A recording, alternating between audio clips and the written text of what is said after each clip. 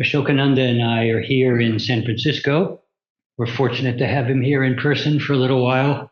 But I know many of you know him from his travels to your area in the world. So we love to come together when we can and share the teachings, share our own experiences, learn from each other. But since he's a special guest here in San Francisco, I'll ask him to speak first. Okay. Then I'll share a few thoughts, and then we'll make time for questions and discussion. Please, Asokananda, thanks for being here. Thank you. Thank you for inviting me to San Francisco again. It's great to be here. I'll talk for maybe 15 minutes or so. We have time for Ramanandaji and then time for questions. So the title of our satsang is Inspiration on the Spiritual Journey. I'm not a student of the Bible. I don't know it very well, but my understanding is Jesus went into the desert, did all these austerities. He created a circle, protective circle that Satan couldn't enter. And Satan was tempting him. He knew he was fasting, so he was turning stones or sand, whatever was out there, into bread. And then Jesus quoted something from the Old Testament, "Thou shalt not eat by bread alone." So inspiration is the food for the soul. We definitely need daily food for our spiritual journey. I was thinking, though, yesterday when I was preparing for this, that inspiration is important, but expiration actually may be more important, because we're not trying to get something new. We're trying to see what's blocking the way and letting go of that. We know that from our pranayama practice, that the exhalations are more important, because if you haven't emptied the air sacs in the lungs, the alveoli, no matter how forceful you inhale, there's no room for the new thing to come in, the oxygen to come in. The example that most of you know is this learned man in India, they called them pundits, came to the sage, and he had so-called questions. They were dishonest questions. He was there to show his knowledge. So the sage said, well, let's have some tea first. He wasn't interested in tea, but he was polite. Okay.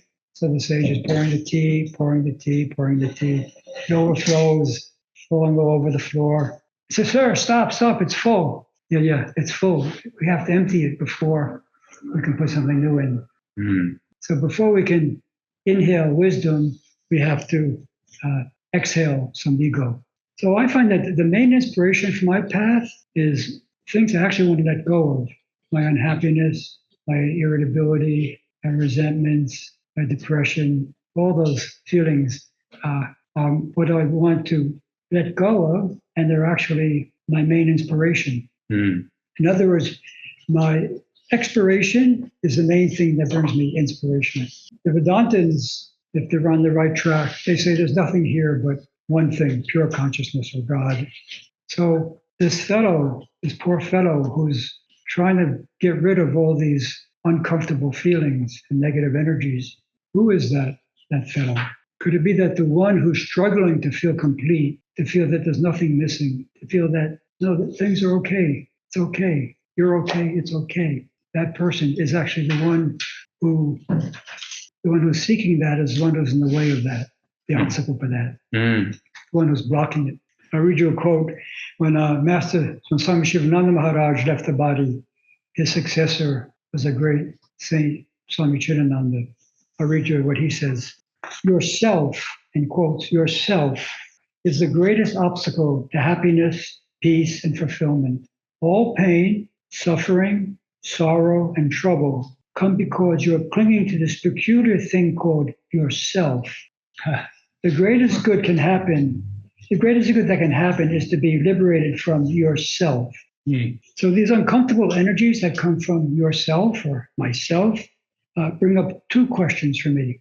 One is, why do I feel this way? That could be considered like psychology.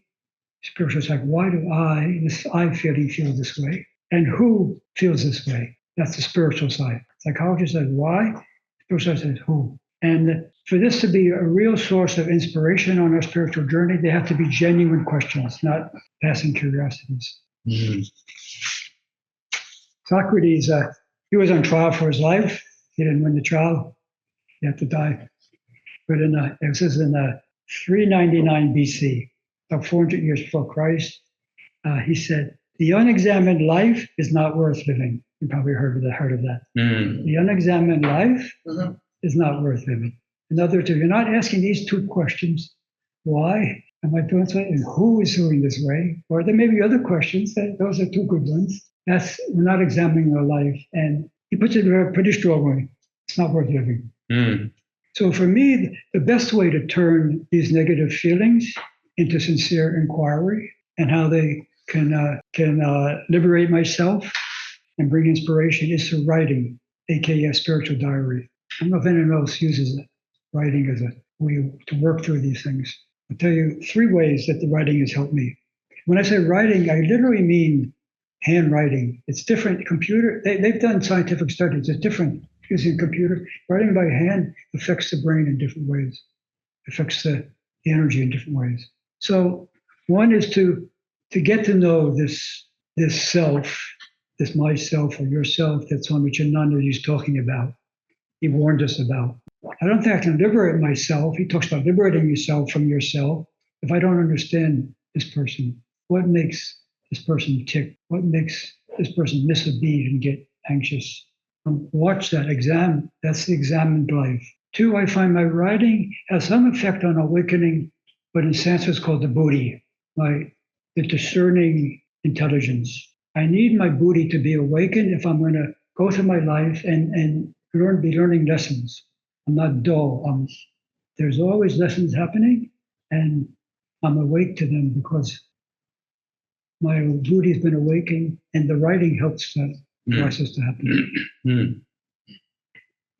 And the third thing, which I really enjoy, is it makes me more aware of what I should be grateful for, things that happened in the day that I should be grateful for that I might have missed if I didn't review the day and examine it and say, oh yeah, that person said this, I did this. There are so many things. It's amazing because I highlight it in purple. It's mostly purple. I highlight the thing, and then I look at it. I'm so shocked that all these things I've been grateful that I wouldn't have noticed. They would have passed me by if I hadn't taken the time. So I don't spend a lot of time in my diary.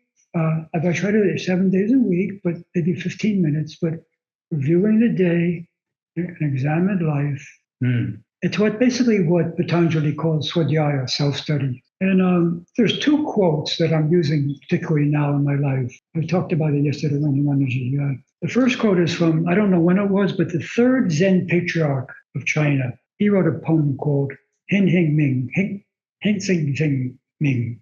I don't know how to pronounce it. You probably have heard at least the first sentence of this quote. The great way is not difficult for those who have no preferences. Only when attachment and aversion are both absent does it reveal itself clearly, this great way. Make the smallest distinction, however, and heaven and earth are infinitely set apart. This is a core teaching of Zen. Enlightenment is not about chasing after something. It's not about running away from anything. It's an awareness that is neither clinging nor resisting what is. It's the capacity to stop arguing with reality. I'd really like it if it was this way. Yeah, I'll say it when I read the next quote. I'll go into that. Yeah, Okay. Yeah, J. Krishnamurti, he was asked, what is your state of mind, how do you live in this level of consciousness? He said the simplest thing may seem a little bit too simple. He said, I don't mind what happens. It's very similar to the Zen picture. They're simple words that point to complete freedom.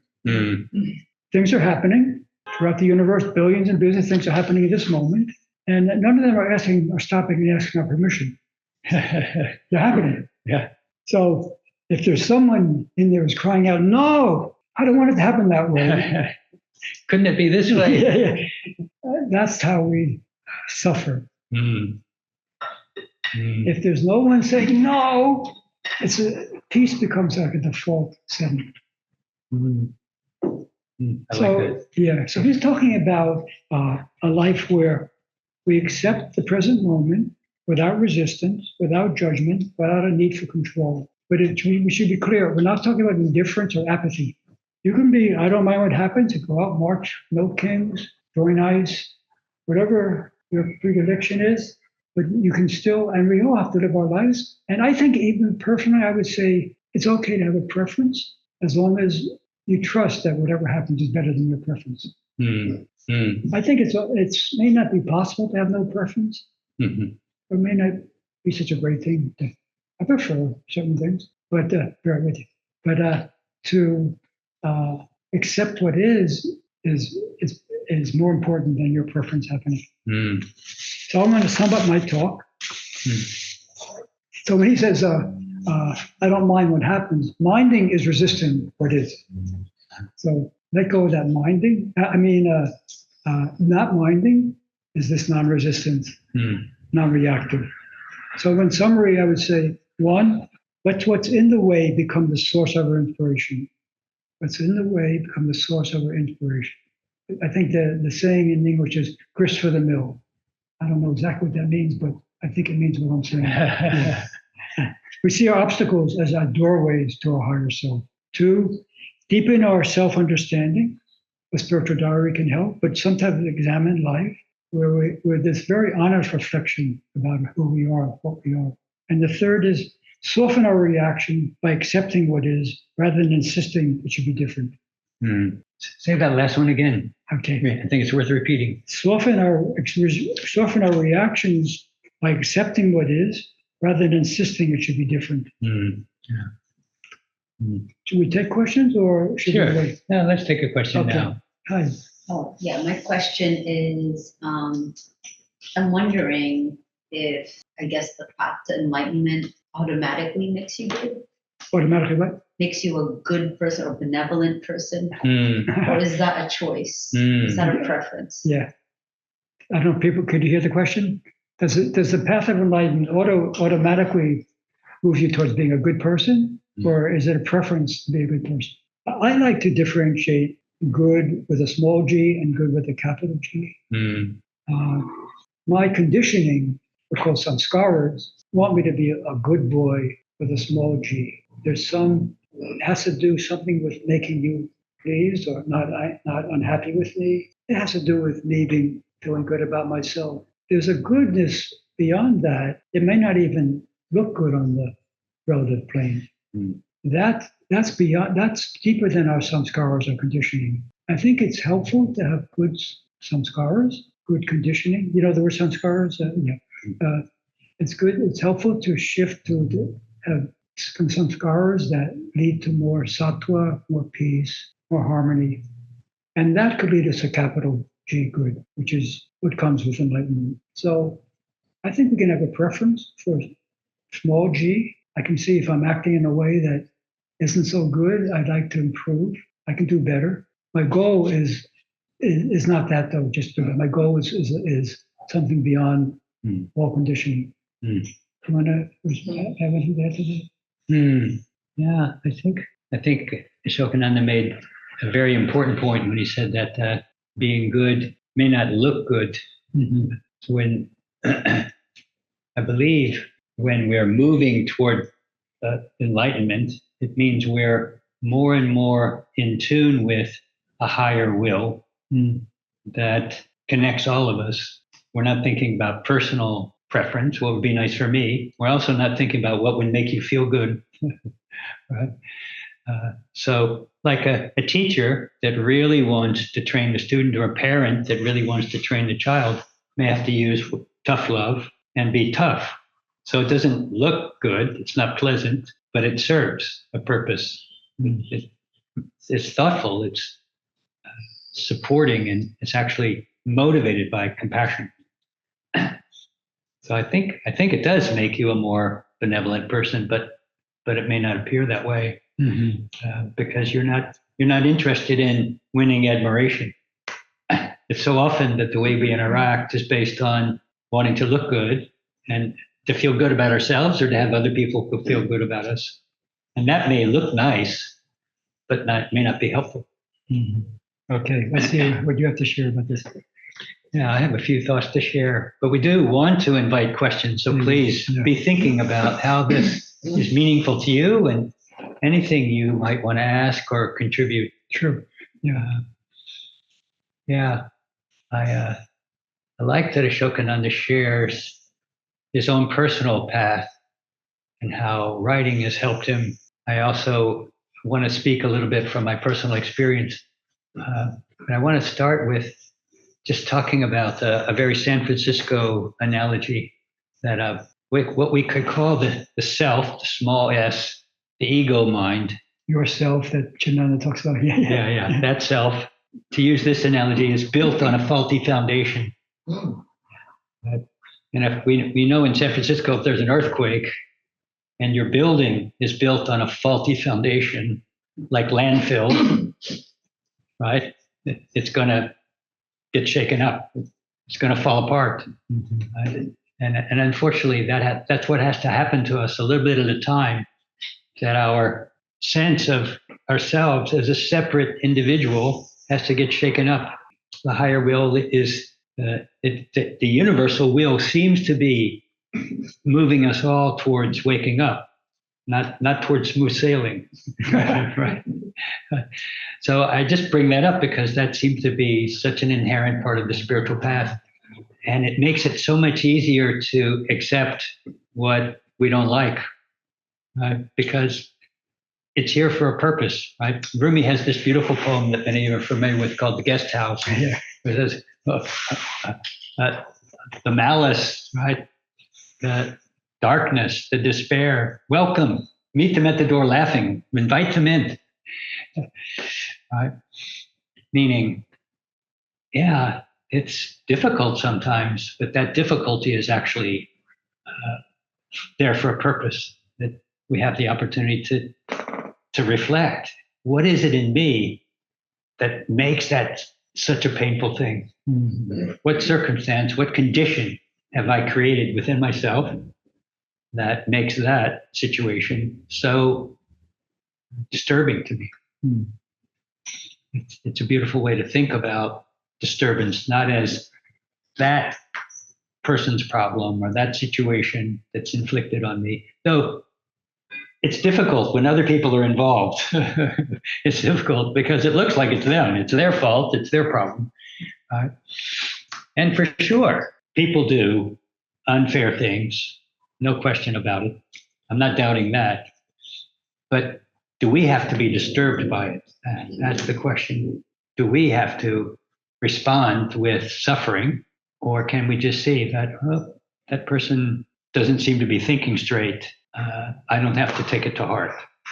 That's even one of the teachings in the Yoga Sutras, written some 2,000 years ago, that if someone else's behavior is hurtful, you don't have to take it to heart. So we can guess that there were relationship problems even back then.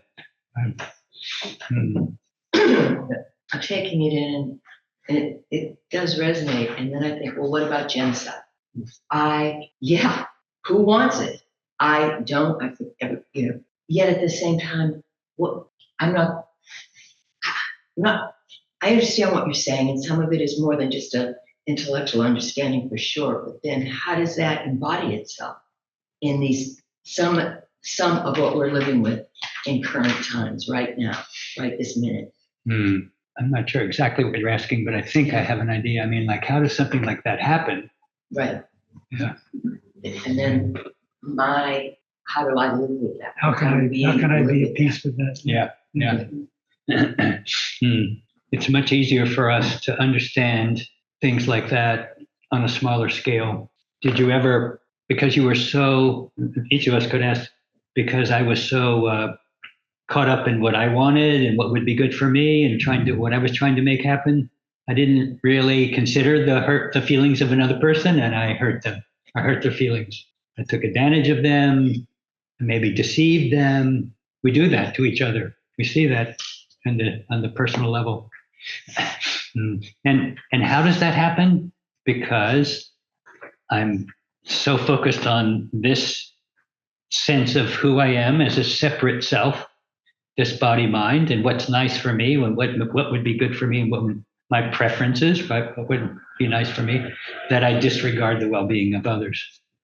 And if you take that principle, that someone's so focused on what would be good for me, and you play it out on a larger scale of a country, that thinks this would be good for our country over the needs and priorities and well-being of another country, then you have it. And the principle of how to respond to hurtful behavior applies in a way as well. The teaching that's given in the Yoga Sutras does not say don't act. It just says don't take it personally. Right? Don't let your own equanimity of mind be thrown off so much that you can't be effective. That's really the sort of second implication behind keeping your own personal balance, is that then you're clear enough to take action. And a healthy response to hurtful behavior, especially when other people are being hurt, is to take action to stop it, right? It's to feel anger, right? Not anger to get revenge, but anger to compel you to do what you can to stop, to prevent that from happening and to stop it from happening. So it's difficult on this large scale to understand how these things can happen, because we do see such tremendous atrocities, and they've been going on since time immemorial. Just that now we're much more aware of them than we ever were before. Right? It's right in front of our eyes, reported on the news. So we're faced with it so much more than we ever were before. But it all, in a way, it all boils down to this misapprehension of who we are. This feeling that I'm this separate self. And as soon as I'm a separate self, then I'm insecure. I'm already insecure. And we give our minds the unbelievable, impossible task of trying to make everything okay, trying to arrange everything so that we can be happy, so that we can be secure. It's impossible. The mind can't make the world conform to what would be good for us, make us feel secure or happy, but it tries. And it's a relentless effort. The mind's constantly thinking about how to take care of the problems, how to solve this, what to say in the next conversation. Isn't it true? It's just, it so dominates our experience of life that we miss something deeper, the spiritual presence that's within us, that's within everyone. So we missed what connects us because we're so caught up in what disconnects us. And this is why we need some form of practice. I want to read.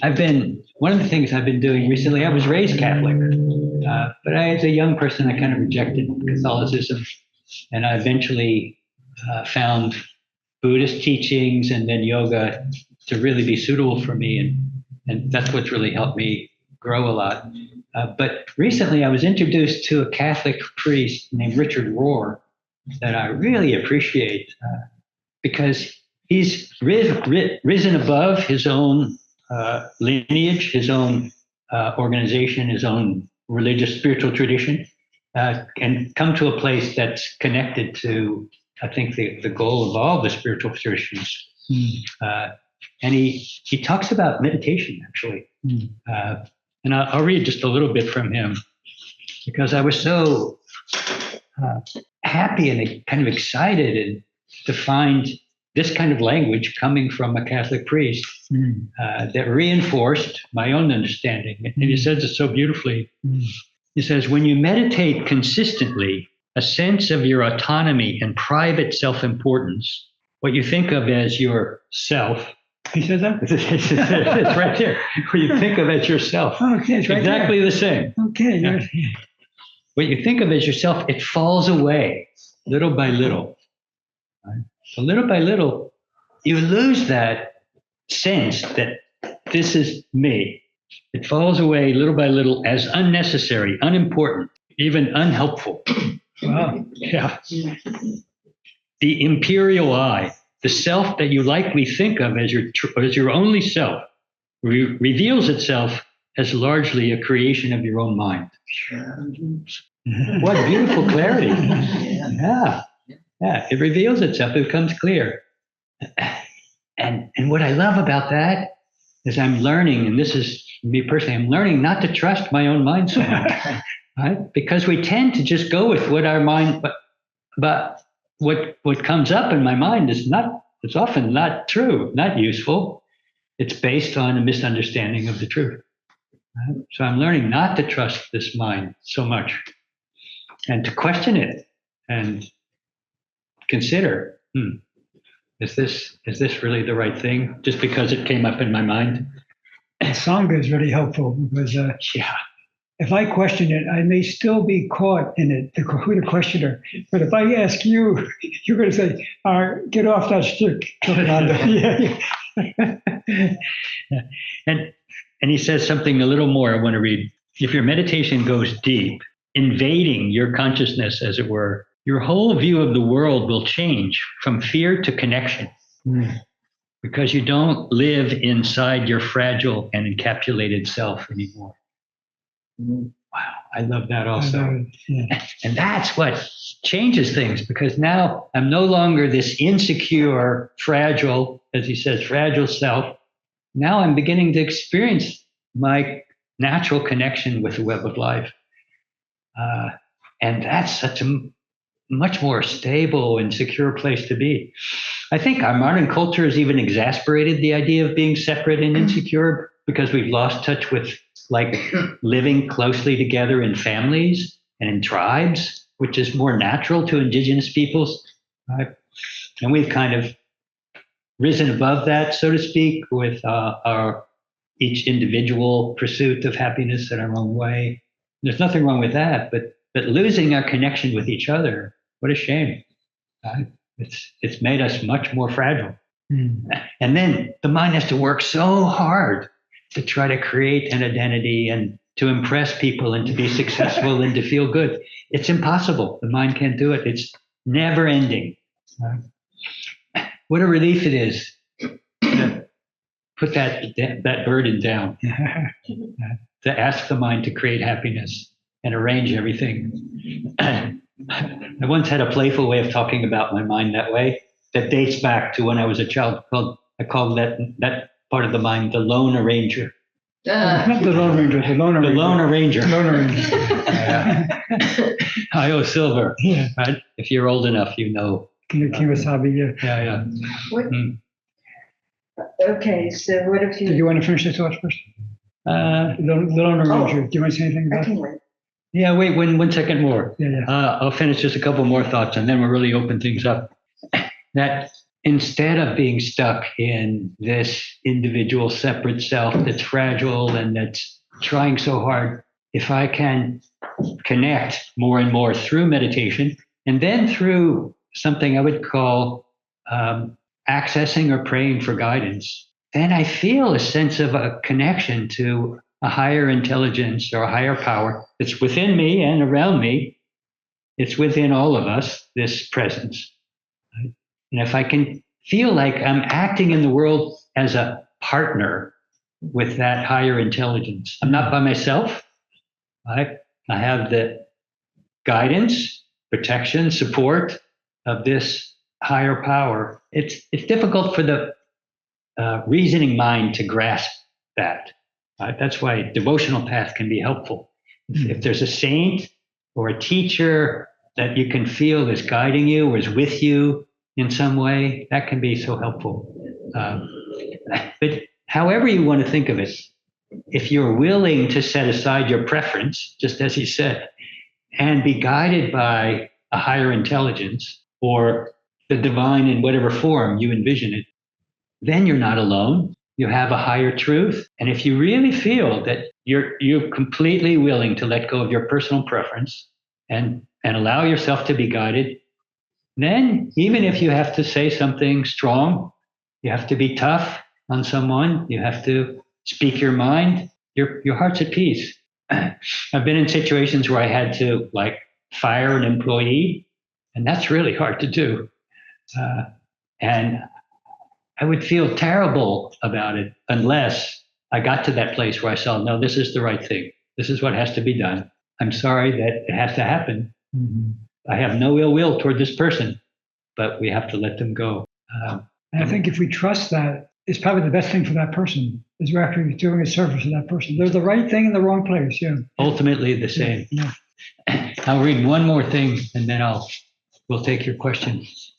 This is from Eckhart Tolle, who speaks about much the same thing, but not from a devotional point of view. Yeah. He says, when your sense of self, of who you are, undergoes a shift, before you were the thoughts, feelings, and emotions in the mind. Now you are the awareness, the conscious presence that witnesses those states. There's a part of you that doesn't identify with the thoughts and emotions, but is present and witnessing that. So you're creating a little distinction. I see all that stuff, but I'm not buying into it. He goes on to say, when that shift happens, which is the shift from thinking to awareness, an intelligence far greater than the ego's cleverness begins to operate in your life. So that's what I'm playing with, is trying to be a partner with this higher intelligence, or with God or the divine or the guru, however you want to think of it, so that I'm not alone and that I'm trying to align my will with the higher will. Please, let's hear a question. I'm not sure how to form this question, but I understand everything that's being said. What I'm wondering is, when we're on this path to enlightenment and we know ourselves, and you're with another person in a relationship for many, many years who has been emotionally abusive, and maybe you didn't realize it was more than just some anger management. And so you're trying, I'm trying to stay because I have faith, but my prayers aren't being answered. So what to do?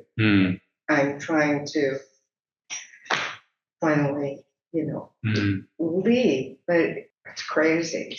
I know the truth of all the things you've been sharing. Yeah, And I have faith in people that deep down, they know that. Maybe I'm a dreamer, as John Lennon would say. Not the only one. Okay, so someone is on the spiritual path and sounds like their partner or someone close to them is abusive to them. What do? It's true, everyone is an aspect of the divine. If you can take it that way, then see how you can grow from being abused. I don't see a need to stay in a relationship that's abusive. I know it's easier said than done, because you say long-term relationship, but either things have to change, and I don't tend to put a lot of money in people changing after so much time, but it could happen. Then I just have to decide, as I have to find that partner inside of me, the real partner, and feel I'm not alone, and it's time to do something different. I have a similar thought that just to generalize it a little more, anytime we're in a difficult situation that involves another person, either we find that we're learning from that situation, we're growing, we're learning how to keep our own balance, not be disturbed. Sometimes that's the best choice we have. Like if you're helping take care of someone who's dying and you're the main caregiver or you're an important person in their life, it's hard to pull away completely. They can be nasty, right? They can be, yeah. They're suffering. Yeah. Out of suffering, people lash out. They do terrible things. But if it's bringing you down, you're trying to save someone, and you're both going to drown. You have to take care of it. You have to save yourself. Otherwise, you can't do anything. So if you're unable to find your own balance, you have to pull back in whatever form that takes. You have to pull back, strengthen yourself, either to let go completely or strengthen yourself, renew yourself to be able to serve someone or help someone. It may not be our job to fix somebody else or to help them grow in a different way, that the universe will take care of that.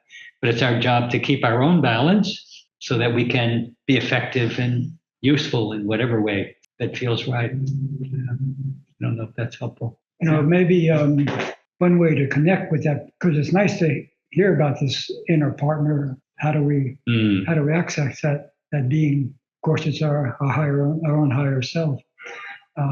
But Sue's your name, Sue? Suzanne. Suzanne. One practical thing that could access this is that hopefully you're meditating regularly. After your meditation, just put it out there or put it in there. Is this relationship good for my soul or not? Is it helping me at a soul level? Because that's the main purpose of our incarnating. Is this helping my soul progress or not? If you do that for a week and you get the same answer, that's probably your conscience saying they're answering you. Ah, very good. I like it. Yeah, my mind might not like it, but is it benefiting my soul? Yeah. Different question. Yeah, exactly. Yeah. Mia had a comment. Yeah, I think it's more like what you've shared in previous talks, Ramananda, is that, when you seek guidance and really have like that surrender and really seek guidance, most of the time we won't like the answer. Most of the time it's going to ask us to do something we don't want to do. Yeah. Or unable to do for whatever. Yeah, reason. it could be capacity or it could be motivation. You just don't have it yet. I have something I want to ask Ramanandaji at some time during my stay in San Francisco. And because I'm not totally connected with my inner friend. And I may not like what he says, but I'm going to take it very seriously. In the end, I still have to make my own decision, of course. But someone like him giving me just loving input because he knows me well, he only wishes the best for me. Even if it sounds harsh or tough, I'm going to pay good attention to it. It's a good example that it's not always easy to receive that guidance and be in touch with. So if we're struggling with that, why not check with someone that we trust?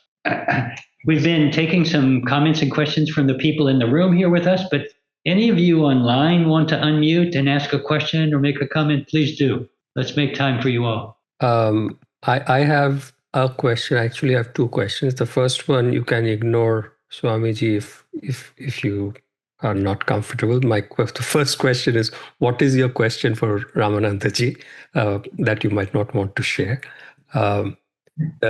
His first question is, what is your question for Ramanandaji? You said you're going to ask me about something. No, that I won't put in public right now. Okay. The second question is, you talked about Xing Xing Ming's poem being not about apathy. In that context, could you please talk about what form effort or discipline takes? Can you repeat the question, please? Yeah. He's referring to the poem. Yeah. About preferences. Yeah. And I was saying it should be indifferent to apathy, right? Right. And then what form would effort or discipline? Yeah. If you have no preferences, what's effort? What's the place of effort? Mm-hmm. Yeah. Good question. Is it David who asked that question? My name is Deb Dattu. I'm a big believer in effort. I'm not being humble now, but I don't know if I had that much natural talent in anything. Even when I was a competitive swimmer, I really resented my younger brother, who was a lazy fellow. He didn't work very hard. He was up there at a very high level of competition. I was up at 4 o'clock in the morning swimming after school, after dinner, and I can get to the mediocre level. But I worked hard. I became all Queens, captain of the Flushing High School swim team. And I brought that same feeling into yogic life and particularly sannyas life. When I took a sannyas initiation, there were 27 other people. And I couldn't believe I was in the company of these very high level people. Almost all of them are gone now in terms of sannyas. There's 6 of us left. But if I had one thing that I'm proud of, is that just plug away, man. day after day. And I still have a preference to become enlightened. I don't feel I'm enlightened. Maybe I am, but I'm not aware of it. I'd like to be aware if I'm enlightened. But it's not the driving force that made me feel another reason for me to be unhappy about myself, to feel a low self-esteem. Even that I talked about small g and good g in terms of good. I think there's small effort that has a little more ego base to it. But I think as you continue that ego-based effort, it begins to what Richard Rowe says, that ego self begins to become more diminished, and a capital E begins to come through you. And that effort has a certain effortless feeling to it. Mm. People are still going to admire you for your discipline and how sincere you are in all you're doing. But for you, it feels like just fish in water. That's how I want to live my life. Mm. I hope I'm answering your question, but that's what's coming to me. Mm. You want to add to that, Will? I think you answered it beautifully. Well, a simple way I would say it is, if we want to experience a state in which we're free of preferences, we need an effort, some form of practice to help us disengage from identification with this mind and its preferences. So the effort is some form of practice, whatever form it takes. Yeah. Meditation is one that we generally recommend, but it may take other forms, selfless service, devotion, but some form of effort to help us experience over and over and over again that state in which we're free of preference, we're naturally content. Yeah, Gerda gives an example of a rocket ship. It requires so much fuel and effort to get out of the gravitational pull. Once it's out, that engine just falls away, and then it doesn't need that anymore. Yeah. Turn off the engines and float. Yeah. In outer space. Anyone else a question from the online group? Comment? You unmute yourself and. Yeah. We can't see everyone, so unmute yourself. Hello? Hello? Can you hear me? Yes. Hello there. Hope you're having a fantastic day, and hope your evening also to be very good and excellent. Thank you. Hold it. My question is the practice of consciousness, and I know you're getting into that a little bit more. The practice of consciousness, can it be done by, a person who is a musician and can sing, and they sing the bhajans and they play the chords, and somehow it's an exchange between the people in the satsang and then the person who is making that effort, Is it possible, maybe from your point of view, whether you can give and also receive at the same time? That's the best way. If I'm really giving from that higher G, I'm receiving so much. They even have neuroscientists have seen the brain the same. It's hitting on the same points that sex, food. It's hitting on those pleasure centers. If I'm really doing it in that spirit, it's amazing how much pleasure I get. Yeah, I think anytime we're interacting with a group of people, if we align ourselves with a higher will, in other words, we're doing something not for personal gain, but out of compassion, out of joy, and we're giving it freely without expecting or wanting something, then this beautiful energy flows through us. And we make a connection with each other. And sometimes music and chanting mantras is a beautiful way to do it, because you're not stuck in the reasoning mind. Yeah. Right? You're free of that reasoning mind more. You're more in the heart. I mean, that's the beauty of kirtan. You kind of get out of the mind and you just feel this beautiful energy that's within us all, that connects us all. So I think, sure, it's a beautiful way to practice chanting, playing music, anytime. Do something, allowing the natural flow of love to move through us. Wow, what a great feeling that is. Like, it never runs out, right? Love is something you can give, and it doesn't get depleted. Thank you, sir. Thank you. What a good question. Anyone else? Nearing our ending time, but I want to make sure everybody had a chance. What I might suggest then, based on that last question, why don't we chant Om and sit together for a moment? Very good. We've been trying to understand, reflect on these concepts, but let's see if we can just connect with each other on another level. Just chanting Om, letting ourselves rest in the present moment beneath all this mental activity.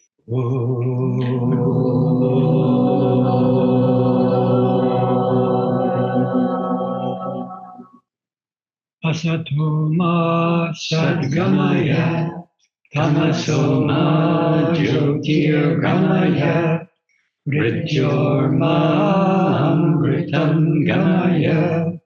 Om Shanti Shanti Shanti. Lead us from unreal to real. Lead us from darkness to the light. Lead us from the fear of death to knowledge of immortality. Om Shanti Shanti Shanti. Loka samasta sukhino bhavantu. May the entire universe be filled with peace and joy, love and light. And the light of truth overcome all the darkness. Victory to that light. Jai Shri Satguru Maharaj Ki. Jai. Jai.